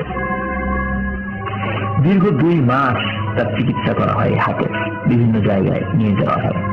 এরপর তিনি আস্তে আস্তে স্বাভাবিক হন। যদিও বা এরপর ওই অবয়বটি স্বপ্নে বা বাস্তবে কখনোই আসেনি। এরপরে এই রিলেটেড ঘটনা তার সাথে আর ঘটেনি। এভাবেই হয়তো সেই অবয়বটি তার সন্তানের হাতে ঢিল মারার প্রতিশোধ নিয়েছে। আর এটি ছিল ঘটনা। এই ঘটনাটি থেকে আমরা কিন্তু খুবই দারুণ একটা জিনিস শিখতে পেলাম। সেটি হচ্ছে, এর আগে যদি এই বিষয়গুলো বলেছি, রাতের বেলা, স্পেশালি রাতের বেলা কোন প্রাণী হোক, সেটা অদ্ভুত টাইপের প্রাণী হোক, কুকুর হোক, বেড়াল হোক, রাতের বেলা কোন প্রাণীকে আঘাত না করতে। আর সেটি যদি অদ্ভুত রকমের হয় তাহলে তো প্রশ্নই নেই। আর প্রাণীর প্রতি সদয় হওয়া এটি অত্যন্ত গুরুত্বপূর্ণ। অকারণে কোনো বোবা প্রাণীকে কষ্ট না দেয়, কারণ ওরা যদিও মুখ ফুটে আমাদেরকে অনেক কথা বলতে পারে না, কিন্তু ওদের ভাষা যিনি বুঝতে পারেন তার কাছে কিন্তু তারা ঠিকই নালিশ করে। আর তিনি হচ্ছেন মহান আল্লাহ সুবহানাহু ওয়া তাআলা। বোবা প্রাণীর ভাষা আমরা বুঝি না, কিন্তু ওই বোবা প্রাণীর স্রষ্টা কিন্তু ঠিকই বোঝেন। আর কেউ যখন মজলুম হয় বা তার উপর অন্যায় ভাবে জুলুম করা হয়, সে যদি কোনো অভিযোগ দেয়, সাথে সাথে কিন্তু আল্লাহ তাআলার দরবারে কবুল হয়ে যায়। এই জন্য আমরা প্রাণীর প্রতি অকারণে কোনো ধরনের আঘাত বা কোনো অত্যাচার আমরা করব না। আজকের ঘটনা থেকে আমরা এটা শিক্ষা পেলাম যে ওই প্রাণীর মধ্যে যদি জিন থাকে তাহলে তো নিশ্চয়ই আল্লাহর বিচারের অপেক্ষায় ওই জিন বসে থাকবে না, বিচার তারাই শুরু করে দেবে। আল্লাহ তো করবেনই, কিন্তু ওরাও শুরু করে দেবে এবং ওদের বিচারটা অনেক মর্মান্তিক হয়।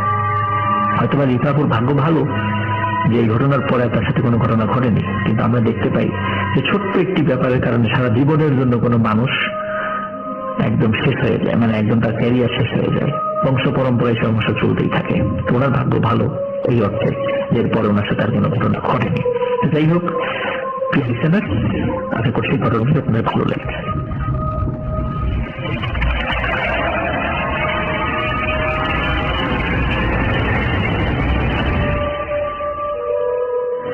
স্বাগতম প্রিয় লিসেনার আর একটি নতুন ঘটনায়।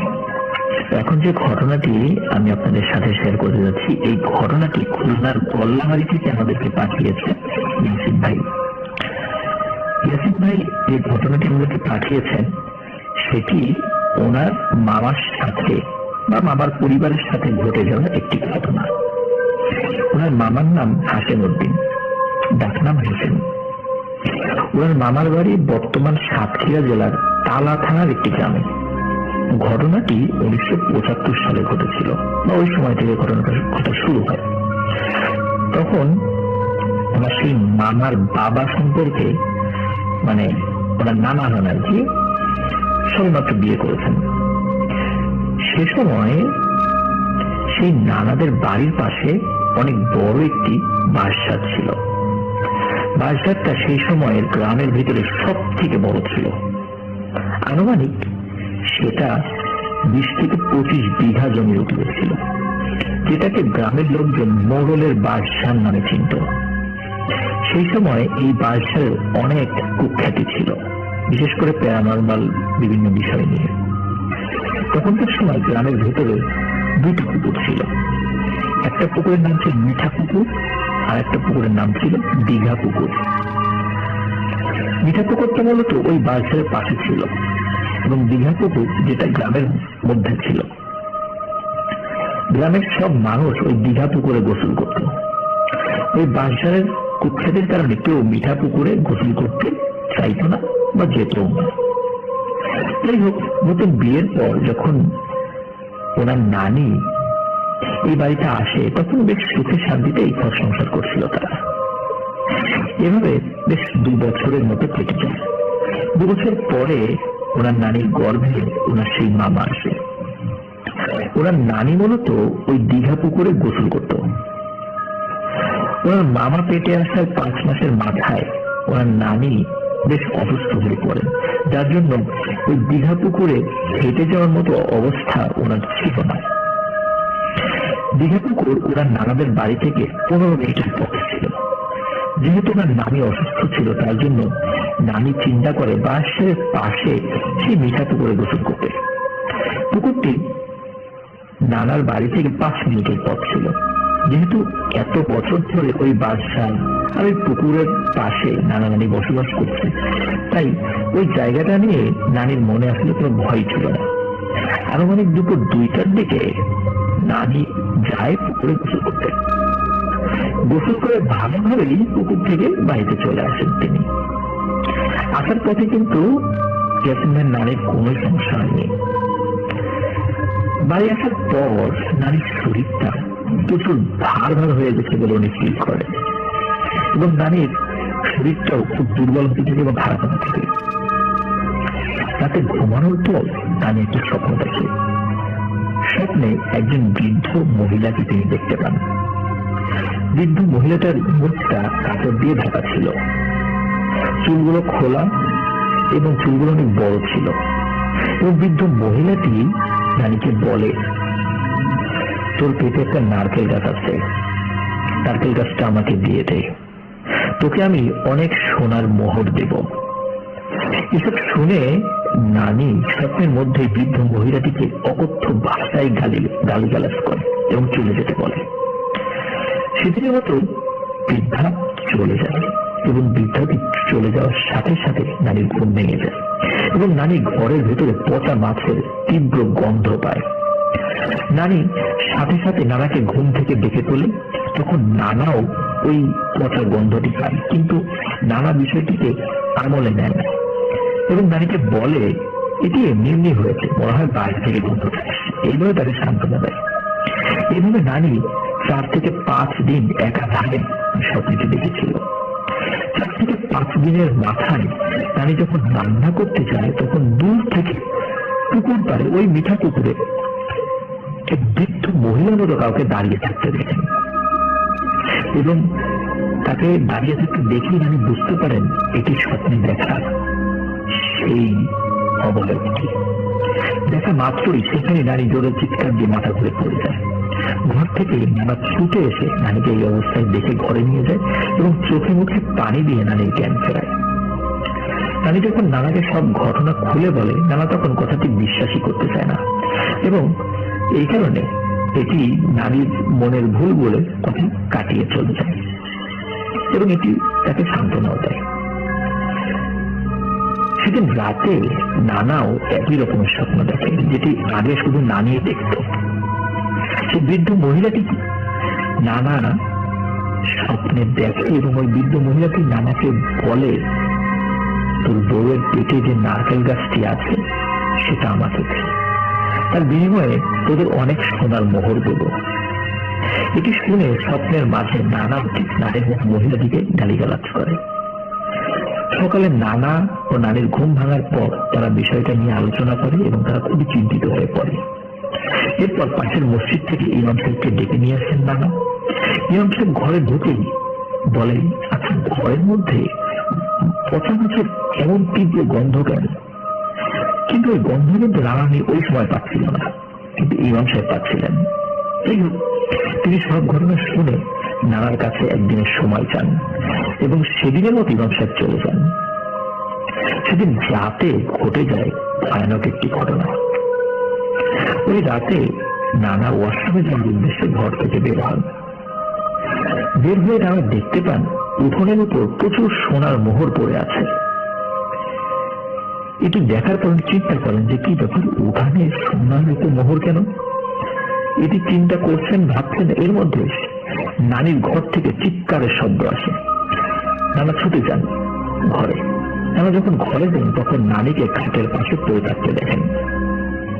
সেদিন সারা রাত চেষ্টার পরেও নানা নানির জ্ঞান ফেরাতে পারেননি। পরদিন সকালে হুজুর আসলে হুজুর নানাকে বলে, আমার সাথে থাকা যে জিন রয়েছে সেই জিনের মাধ্যমে আমি সবকিছু জেনেছি। যেদিন আপনার স্ত্রী মানে নানি ওই মিঠা পুকুরে গোসল করতে গিয়েছিল, ওই বাসার থেকে একটা বৃদ্ধ মহিলা পিশাচের নজর নানির উপর পড়ে এবং সে তার পেটের সন্তান মানে ইয়াসিন ভাইয়ের মামাকে নিয়ে যেতে চায়। এখানে স্বপ্নে বৃদ্ধার চাওয়া নারকেল গাছটি হলো নানির পেটের সেই সন্তান মানে ইয়াসিন ভাইয়ের মামা। এই শুনে তারা চিন্তায় পড়ে যান এবং হুজুরকে এই বিষয়টি সমাধান করতে বলেন। হুজুর বলেন, ওই খারাপ জিনটি অনেক শক্তিশালী, হুজুরের দ্বারা একে ছাড়ানো সম্ভব নয়, কিন্তু কোনোভাবে বিরত রাখা সম্ভব। এরপর তিনি নানিকে কিছু আমল দিয়ে দেন, ঝাড়ফুঁক করে দেন এবং রেগুলার এই আমলগুলো করতে থাকেন। এরপর থেকে আর কোনো সমস্যা হচ্ছিল না। খুব ভালোভাবেই ইয়াসিন ভাইয়ের মামা জন্ম নেন। ছোটবেলা থেকে ইয়াসিন ভাইয়ের মামা মানে হাসিম মামা ওই প্রচুর কান্নাকাটি করতেন আর সবসময় উপর দিকে তাকিয়ে থাকতেন। উপর দিকে তাকিয়ে থাকা অবস্থায় জোরে জোরে নিঃশ্বাস ফেলতেন। এই সমস্ত কারণে সেই হুজুরের কাছে ওনার মামাকে আবারও নিয়ে যাওয়া হয়। হুজুর তাকে এবারও ঝাড়ফুঁক করেন, তেল পরে দেন, পানি পরে দেন, রুকিয়া করে দেন আর কি। এইভাবে সময় পার হতে থাকে। মামার কোনো সমস্যা হচ্ছিল না। 10 বছর চলে যায়। 10 বছর পর্যন্ত কোনো সমস্যাই হয়নি, একদম স্বাভাবিক। মামা ছোটবেলা থেকে ঘুরতে যাওয়া, মাছ ধরা, বন্ধুদের সাথে আড্ডা দেওয়া এসবের প্রতি আসক্তি ছিল। সময়টা তখন ছিল বৈশাখ মাস, ঝড়ের সময়। আসাম আমাদের বাসা থেকে 30 মিনিট হাঁটলে রানীর বাগান নামে একটি বড় আম গাছ ছিল। যেহেতু সময়টা বৈশাখ মাস, তাই একদিন রাতে প্রচুর ঝড় বৃষ্টি হয়। মামার আম কুড়োনোর শখ ছিল সেই সময়। তার জন্য মামা বাসা থেকে না বলে আম কুড়োতে সেই রানীর বাগানে যায়। তখন কিন্তু রাত প্রায় 10টা বাজে, মানে অনেক রাত। যাত্রা পথে কোন রকম সমস্যা হয়নি মামার। যখন বাগানের ভেতর পৌঁছান তখন মামা দেখতে পান অনেক আম পড়ে আছে। মামা তখন মনের আনন্দে সব আম কুড়োতে থাকেন। এক পর্যায়ে মামা দেখতে পান একটা আম গাছের নিচে চাদর মুড়ি দিয়ে সাদা শাড়ি পরে একটি বৃদ্ধ মহিলা বসে কাঁদছে। প্রচন্ড অন্ধকার থাকা সত্ত্বেও মামা বৃদ্ধ মহিলাটিকে স্পষ্ট দেখতে পাচ্ছিলেন। কিন্তু মামার বয়স কম থাকার কারণে মামার জিনভূত সম্পর্কে তেমন ধারণা ছিল না, বা তিনি তার কোনো ধারণা রাখতেন না। যাই হোক, মামা আম কুড়োনো বাদ দিয়ে বৃদ্ধার কাছে গিয়ে বলে, আপনার কি হয়েছে দাদি? মানে দাদি বলে সম্বোধন করেন। আপনি কাঁদছেন কেন? কিন্তু বৃদ্ধ মহিলা কোন রকম কথার উত্তর দেয় না। হাসিম মামা আবারও প্রশ্ন করে, কি হয়েছে দাদি আপনার? তারপরেও বৃদ্ধার কাছ থেকে কোন রকম উত্তর তিনি পান না। হাসিম মামা প্রথমে মনে করেছিলেন বৃদ্ধাটি মনে হয় পাগল। যাই হোক, মামা উত্তেজনাবশত বৃদ্ধার মুখ থেকে চাদরটি সরিয়ে ফেলেন এবং তখনই ওনার জীবনের সবচেয়ে বড় ধাক্কা খান ওই শিশু বয়সে। আমরা দেখতে পান বৃদ্ধার কোনো চোখ নেই। চোখের যে কোথায় থাকে তার ভিতরে শুধু গর্ত ছাড়া কিছুই নেই। বৃদ্ধার গাল দিয়ে রক্ত চুয়ে চুয়ে পড়ছে। তখনই বৃদ্ধা মহিলাটি গর্জাতে গর্জাতে উঠে দাঁড়ায় এবং মামাকে ধরতে আসে। মামা কোনো কিছু না ভেবে আমের ব্যাগটি ফেলে দিয়ে দৌড়াতে থাকে। রানীর বাগানের পাশে একটি পুরাতন মসজিদ ছিল। এখান নামে অনেক আগেই হয়ে গিয়েছিল, কিন্তু মসজিদটি তালাবদ্ধ ছিল না। মামা সেই মসজিদের দিকে দৌড় শুরু করে এবং এক পর্যায়ে মসজিদের ভিতরে ঢুকে পড়ে। সৌভাগ্যবশত মসজিদটি অন্যদিনের মতো তালা মানে থাকে, ওই রাতে কিন্তু কোনো কারণে তালা মারা ছিল না। আগের মসজিদগুলো এমনই হতো, তালা কম মারা থাকতো। যাই হোক, মামা মসজিদের ভেতরে গিয়ে বাইরে থেকে দরজা মানে ভেতর থেকে দরজা লাগিয়ে দেয়। মসজিদের বাইরে থেকে তখন মামা সেই বৃদ্ধার ডাক শুনতে পারে, হাসেম বাইরে আয়, তোকে নারকেল খেতে দেব। হাসেম বাইরে আয়। এইভাবে প্রথমে ভালোভাবে ডাকি, তারপর ভয়ানক সুরে গর্জাতে গর্জাতে মামাকে ডাকতে থাকে। তারপর বাইরে থেকে মসজিদের দরজায় জোরে জোরে ইট পাথর মারার শব্দ হয়। মামা সহ্য করতে না পেরে মসজিদের ভেতরে সেন্সলেস হয়ে পড়ে যান। এদিকে নানা রানী যখন দেখে অনেক রাত হওয়ার পরেও হাসেম মামা বাড়িতে নেই বা বাহিরে গেছে, তখন তারা খুব চিন্তিত হয়ে পড়ে। আশেপাশের 15 থেকে 20 জন গ্রামবাসীকে নিয়ে মামাকে খুঁজতে বের তারা। এক পর্যায়ে তারা মামাকে খুঁজে না পেয়ে বাড়ি চলে আসে এবং সারা রাত কান্নাকাটি করে। সকালে যখন মসজিদে মুয়াজ্জিন সাহেব আসেন, তখন তিনি ভেতর থেকে দরজা লাগানো দেখতে পান। তিনি চিন্তা করেন কি ব্যাপার, মসজিদের ভেতরে তো কারো থাকার কথা না, লাগানো কেন?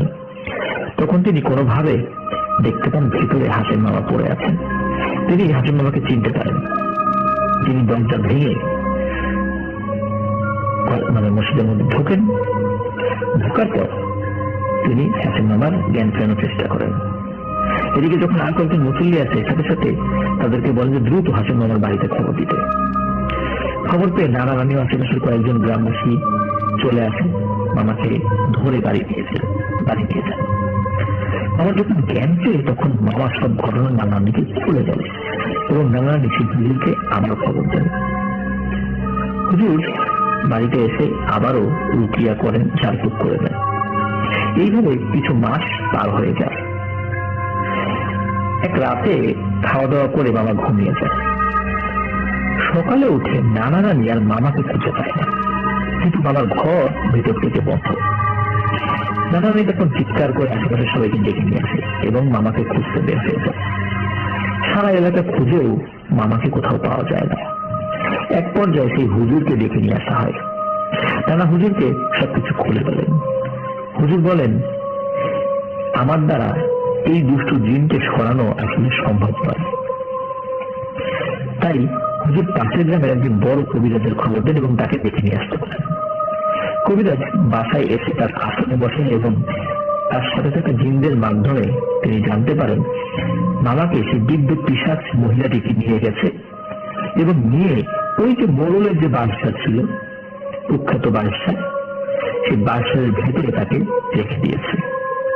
কবিরাজ বাদশার ভেতরে যায় সবাইকে নিয়ে এবং প্রত্যেকেই দেখতে পান একটি বাঁশের উপরে সোজা করে মামাকে শুয়ে রাখা হয়েছে।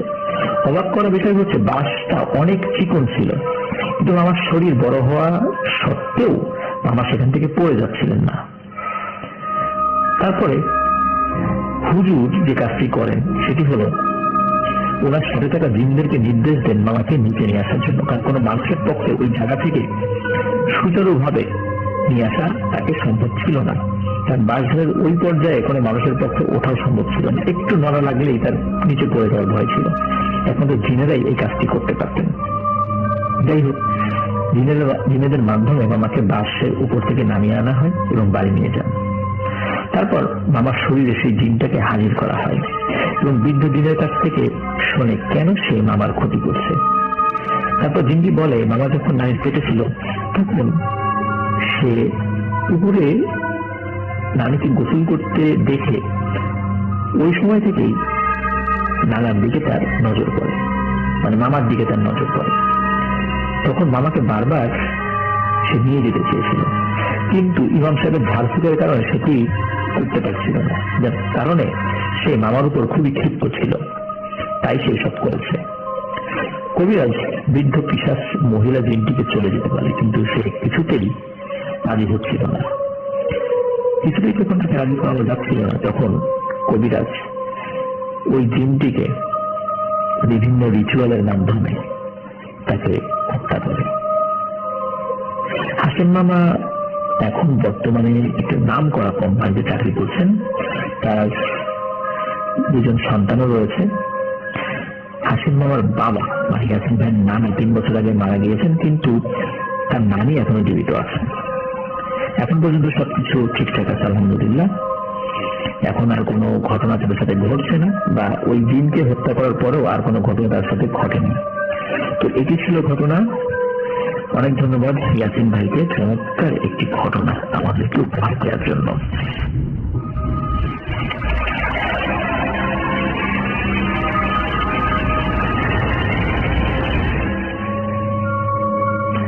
স্বাগতম প্রিয় লিসেনার আরো একটি নতুন ঘটনায়। এখন যে ঘটনাটি আমি আপনাদের সাথে শেয়ার করতে যাচ্ছি, এই ঘটনাটি সুদূর সৌদি আরব থেকে আমাদেরকে পাঠিয়েছেন এরশাদ হোসেন ভাই।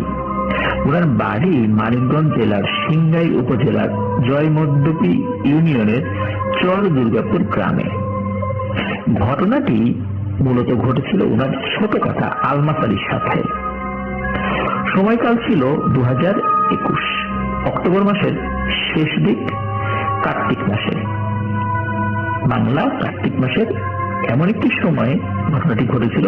ওই সময়টাতে কৃষি জমির চাষাবাদে সবাই ব্যস্ত থাকে, বিশেষ করে হাল চাষি যারা পাওয়ার টিলার দিয়ে হাল চাষ করে তাদের ব্যস্ততা খুবই বেশি থাকে। দিন রাত 24 ঘন্টা তারা কাজে ব্যস্ত থাকেন। আর এই আলমাস আলী এমনই একজন কৃষক, যিনি এই এরশাদ হোসেন ভাইয়ের ছোট কাকা। তার বয়স 25 কি 26 বছর, আর এরশাদ হোসেনের বয়স 27 কি 28 বছর। ছোট কাকা হলেও মানে তিনি বয়সে ছোট ছিলেন। যাই হোক, এই আলমাস আলী ইনি একজন সবজি চাষি এবং সেই সাথে হাল চাষও করে দেন পাওয়ার টিলার দিয়ে। ওই অঞ্চলে মানে এই সিংগাইর উপজেলা আর চর দুর্গাপুর গ্রাম, এই জায়গাগুলো দিয়ে গাজর চাষ হয় অনেক। গাজর খুব দ্রুত বর্ধনশীল একটি ফসল এবং বেশ ভালো দাম পাওয়া যায়, অল্প সময় হয়ে যায়। এই জন্য ওই অঞ্চলে কৃষকরা গাজর চাষের দিকে একটু বেশি ঝুঁকে পড়েন। আর গাজর চাষ করতে গেলে ওই জমিটা বেশি পরিমাণে ঝুড়ি ঝুড়ি করে ফেলতে হয়, মানে বেশি গুঁড়ো গুঁড়ো করে ফেলতে হয়। আর এটা করতে গিয়ে খুব বেশিবার করে ওই পাওয়ার টিলারের হাল ঘোরাতে হয় ওই জমির মধ্যে দিয়ে। আর এই কারণে দেখা যাচ্ছে যে ওই হাল চাষিদের কাজের প্রেশারটা অনেক বেশি থাকে। আর এই আলমাস আলী ভাই উনিও কিন্তু এই গাজর চাষের সাথে সাথে উনি নিজেও হাল চাষ করতেন, পাওয়ার টিলার ছিল, সাথে একজন রাখতেন, ওর একজন ড্রাইভার ছিল, নাম হচ্ছে আব্দুল্লাহ। তো ঘটনা যেই রাতে ঘটে উনি তখন ওনার যে পাওয়ার টিলারটা রয়েছে এই পাওয়ার টিলারটা নিয়ে সিংগাইর উপজেলার একদম শেষ দিকে এবং ধামরাই উপজেলার শুরু এমন একটি বর্ডার এলাকায়, মানে দুই উপজেলার বর্ডার এলাকা বা দুই জেলার বর্ডার এলাকায় ওনারা হাল চাষ করছিলেন পাওয়ার টিলার দিয়ে। ওরা যে জমিটাতে হাল চাষ শুরু করেছিলেন সেটা ছিল 2 কি 3 বিঘা এমন। ঘটনাটি যখন ঘটে তখন রাত আনুমানিক 12:30 কি 1টা বাজে এমন একটা সময়। দীর্ঘ সময় হাল চাষ করে ওনার ড্রাইভার আব্দুল্লাহ ক্লান্ত হয়ে পড়েন। তখন আব্দুল্লাহ কিছুটা বিশ্রাম নেওয়ার জন্য সে এই পাওয়ার টিলারটি আলমাস আলীকে হস্তান্তর করে যান এবং আলমাস আলী বলেন যে তুমি কাছাকাছি থাকো, আমি তোমাকে ডাকলে আবার চলে এসো যদি কোনো সমস্যা হয়। সে বলে ঠিক আছে, আপনি ডাক দিবেন, আমি সাথে সাথে চলে আসবো। তো সে কিছুটা দূর গিয়ে একটি আইলের উপর বসে পড়ে, মানে জমি লাইনে। সে কি করতো, ইউটিউব থেকে অফলাইনে বিভিন্ন ওয়াজ বা এই টাইপের বিভিন্ন ভিডিওগুলো ডাউনলোড করে রাখতো, সময় পেলেই সেগুলো দেখতো। তো আব্দুল্লাহ সে একটু দূরে গিয়ে একটি আইলের উপর বসে সে সেগুলো দেখতে থাকে। তখন এই আলমাস আলী উনি পাওয়ার টিলার চালাচ্ছেন। তো প্রথম এক টান দেওয়ার পর আবার ঘুরে আর এক টান শুরু করেছেন। হঠাৎ করে উনি দেখেন যে বেশ কিছুটা দূর, মানে পাওয়ার টিলারের আলো তো খুব বেশি দূর যায় না, তো যতটুকু যায় তার থেকেও আরেকটু দূরে, মানে আবছা আবছা উনি দেখছেন যে 3 জন মানুষ হেঁটে হেঁটে আসছে এবং তাদের হাঁটাটা স্বাভাবিক না। আমরা বিভিন্ন মুভিগুলোতে জম্বিদেরকে হাঁটা দেখেছি যেভাবে, মানে ঢুলে ঢুলে হাঁটে, এলোমেলো ভাবে, মাতালের মতো। মনে হচ্ছে এই 3 জন মানুষ তারা ঠিক জম্বিদের মতো হেঁটে আসছে। ওখানে রাতের বেলা হাঁটার ক্ষেত্রে কিন্তু প্রত্যেকেই মোবাইলের ফ্ল্যাশ লাইট বা হাতে চার্জার টর্চ লাইট ইউজ করে, কিন্তু তারা কোনো ধরনের কোনো টর্চ লাইট ইউজ করছিল না, কারণ টর্চ লাইট জ্বালালে তো দূর থেকে বোঝা যাবে যে তাদের হাতে টর্চ লাইট রয়েছে, সে আলোর একটা ঝলকানি দেখা যাবে, কিন্তু তেমনটা দেখা যাচ্ছিল না। তো যেহেতু পাওয়ার টিলার চালাতে গেলে নজরটা সামনের দিকে থাকে, এই জন্য উনি কিন্তু সামনে থেকেই দেখতে পাচ্ছিলেন। উনি পাওয়ার টিলার চালাচ্ছিলেন পশ্চিম থেকে পূর্ব দিকে, আর ওই 3 জন মানুষ ওনারা এইভাবে ঢুলে ঢুলে আসছিলেন উত্তর থেকে দক্ষিণ দিকে, মানে তাদেরকে কাছে ক্রস করছেন আর কি। উনি পাওয়ার টিলারের যে আওয়াজ রয়েছে এই আওয়াজে তো আশেপাশে শব্দ আসলে শোনা যায় না, কিন্তু ওনার মনে হলো যে এই 3 জন লোক হেঁটে আসছে, কেউ কারোর সাথে মনে হচ্ছে কথা বলছে না। ওদিকে ওই গ্রামে বা আশেপাশের গ্রামগুলোতে হাঁস মুরগি চোর, ছাগল চোর, গরু চোর এগুলোর একটা দৌরাত্ম রয়েছে। তো উনি চিন্তা করেছেন এইগুলো মনে হয় চোর, কোন জায়গায় চুরি করতে গিয়ে এমন মার ধর খেয়েছে যে হাঁটার শক্তিটা নেই। এইভাবে মার খেয়ে ধুলে ধুলে হাঁটছে। তাছাড়া তো কোনো মানুষ স্বাভাবিক ভাবে এভাবে হাঁটে না, স্বাভাবিক চিন্তায় তো আমরা ভাবতেও পারি না যে কোনো মানুষ এভাবে হাঁটবে, নিশ্চয়ই বেধরক মার খেয়েছে। উনি এই চিন্তা করছেন, আর এটাও ভাবছে এই চোরগুলোকে দেখি আবার একটু পাকড়াও করি, জিজ্ঞেস করি যে এরা কোত্থেকে এলো। উনি যখন পাওয়ার টিলার নিয়ে কাছাকাছি গেছেন, উনি কিন্তু দূর থেকে দেখছেন যে তারা এইভাবে ঢুলে ঢুলে হেঁটে তাকে ক্রস করছে, কিন্তু যখনই পাওয়ার টিলার তাদের কাছাকাছি চলে যায়, যখন তারাও পাওয়ার টিলার কাছাকাছি চলে আসে, হঠাৎ করে দেখে কি ব্যাপার, এখানে তো কেউ নেই। মানে 1 সেকেন্ডেরও কম সময়ের মধ্যে তাদেরকে এই আলমাস আলী দেখতে পান না। আলমাস আলী তো খুবই অবাক হন, কি ব্যাপার, কেবল না দেখলাম এরা এখনো কোথায় গেল। উনি বলেন যে হয়তো বা মনের ভুলও হতে পারে, কিন্তু তাই বলে এতক্ষণ ধরে দেখছি তারা যেভাবে হেঁটে হেঁটে আসছে, এটা তো মনের ভুল হতে পারে না। তো উনি কিন্তু ওই চাষ দিতে দিতে জমির একটা প্রান্ত পর্যন্ত চলে এসেছেন, তখন পাওয়ার টিলারটা ঘুরিয়ে আবার চাষ দিতে হবে। উনি তখন দ্বিতীয় গিয়ারে এই পাওয়ার টিলারটা চালাচ্ছিলেন, আর দ্বিতীয় গিয়ারে পাওয়ার টিলার গুলো আস্তে আস্তে চলে। কোনো মানুষ যদি জোরে হেঁটে যায় তাহলে পাওয়ার টিলার আগে চলে যাবে। তো উনি পাওয়ার টিলার নিয়ে কিছুটা এগিয়েছেন, তখন আবার দূরে দেখেন যে তিনজন লোক একই রকম ভাবে ঢুলে ঢুলে হেঁটে আসছে। তখন উনি ভাবেন যে কি ব্যাপার, এরা না একটু এদিকে ছিল, ওদিকে গেল কিভাবে? পাওয়ার টিলারের আলো যেখানে শেষ হয়ে যায় তারপরে কিন্তু আবছা আবছা আশেপাশে দেখাচ্ছে। উনি কিন্তু ওই আবছা আলোতে তাদেরকে দেখছেন, তারা কিন্তু সরাসরি পাওয়ার টিলার লাইটের সামনে চলে আসছিল না। তো যাই হোক, উনি পাওয়ার টিলার চালিয়ে সামনের দিকে গেছেন। যখন তারা কাছাকাছি চলে এসেছে, মানে পাওয়ার টিলারের যে লাইট, এই লাইটের মূল ফোকাস যে জায়গাটা, সেই মূল আলোর কাছাকাছি চলে এসেছেন, তখন দেখেন হঠাৎ করে এই তিনজন নাই। তিনি তো চিন্তা করেন যে এরা কি আমার সাথে মস্করা করছে নাকি।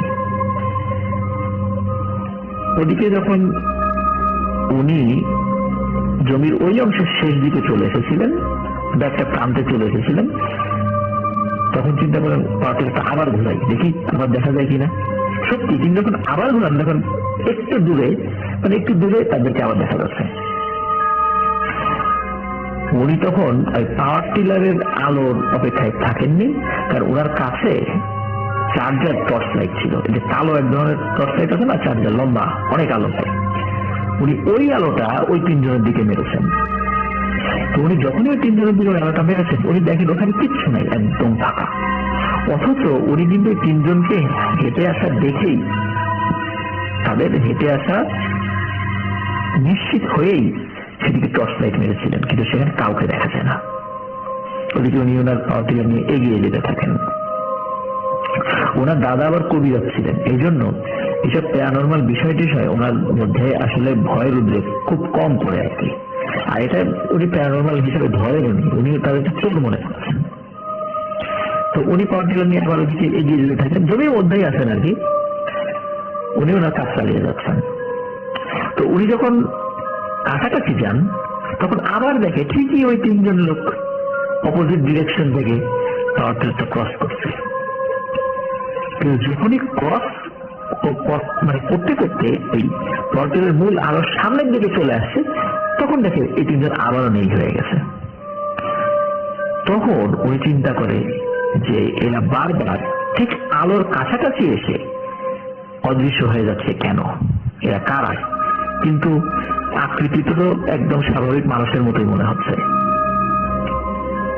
আবার বেধরক মার খেয়েছে বলেও তো চেহারা স্বরূপ দেখে মনে হচ্ছে না, কিন্তু এভাবে হেঁটে যাচ্ছে কেন? যাই হোক, উনি চিন্তা করতে করতে কিছুটা এগিয়েছেন, হঠাৎ করে উনি ফিল করছেন যে উনি কিছুটা উঁচু হয়ে গেছেন। মানে উনি যে পাওয়ার টিলার যে জায়গাটাতে বসে আছেন, সেই জায়গাটা মনে হচ্ছে উঁচু হয়ে গেছে এবং পাওয়ার টিলার 1 ইঞ্চিও সামনে এগোচ্ছে না। উনি চিন্তা করেন যে কি ব্যাপার, কি হলো, পাওয়ার টিলার সামনে এগোয় না কেন?